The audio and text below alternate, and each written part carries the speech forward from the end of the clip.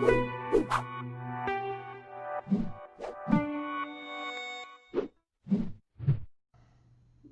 this video, I'll share a bit about myself and my background. My name is Brian Wynn, and I'm an associate professor in the Department of Media and Information and the director of the Games for Entertainment and Learning Lab at Michigan State University. I was born in 1971, 1 year before Pong was released to the arcade.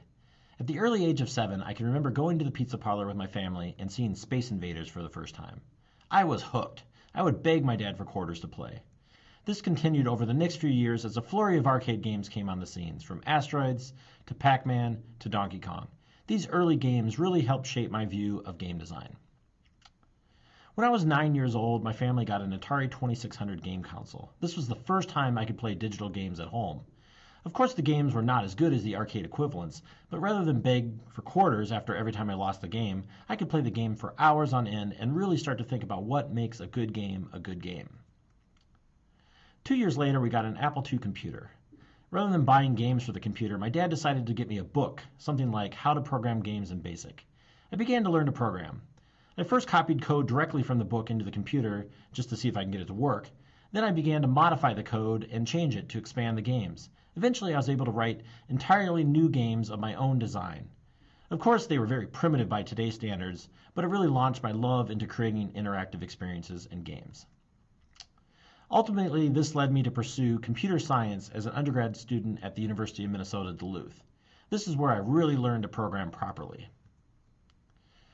During the summer of my junior year, I interned at IBM. While I cherished my time there and learned a lot, ultimately I decided I didn't want to work on traditional software projects. I really wanted to work on games. This led me to pursue graduate school. I ended up going to Michigan State University for graduate school with a focus on computer science, artificial intelligence, and human-computer interaction. While this was the best decision I ever made, unfortunately at this time, there really were no courses in game design and development. After all, this was the early 1990s, and the universities hadn't really caught up yet. The closest thing I could find was a course called Hypermedia Design. In this course, we used a multimedia authoring tool called Director to craft interactive experiences. For the final project, we were tasked to create an interactive autobiography, sort of an early version of a homepage or a LinkedIn profile. Rather than creating a straightforward menu with information, I decided to create a game. I called it The Case of the Salami Slicer, where you learned a little bit about me through role-playing as an investigative news reporter trying to break the next big story. This course really solidified my desire to create games and interactive experiences. After graduation, I worked 10 years building interactive media projects for the Communication Technology Lab at Michigan State University. We developed dozens of educational CD-ROMs and websites, many of which included games or game-like elements. In 2005, I helped establish the Games for Entertainment and Learning Lab at Michigan State University. The mission of the GEL Lab is to design innovative prototypes, techniques, and complete games for entertainment and learning, and to advance the state-of-the-art knowledge about games. I'm currently the director of the lab. Across the last 10 years at the lab, I have programmed, designed, and/or produced over 20 game titles. You can learn a lot more about the GEL Lab at GEL.MSU.EDU. My early experiences developing interactive media led me into teaching. In the fall of 2000, I taught the first ever game design and development course at Michigan State University. This course was soon made into a regular course. The one course quickly grew into 2 courses in game design and development.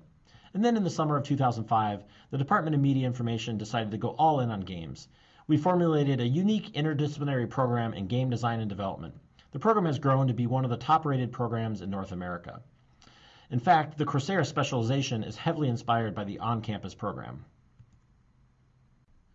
My primary goal as a teacher is to motivate my students and to create a structured learning environment that actively engages them in the subject matter.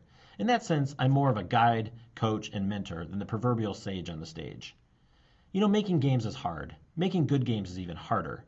In order for my students to succeed, they need to build their technical and creative skills. To do this, I try to create authentic, real-world problems for them to work on. This means that my students need to create games. And they end up creating a lot of games as they move across my courses. I really stress iterative development. That is, design, prototyping, playtesting, and refining. The more time you can go through this iterative loop, the more you'll learn and the better your games will be. Of course, making games is not typically a one-person affair. Modern game development requires teams of individuals with complementary skills working together in harmony. For this reason, I also really stress soft skills in my courses, such as communication, collaboration, negotiation, ideation, time management, and leadership. For many of my students, creating games is a labor of love. My goal is to harness this passion, polish it, refine it, and nurture it, and push my students not only to advance themselves, but also advance the art and science of making games. So what's next? Now that you know a little bit about me, let's get to know your fellow students in the next activity.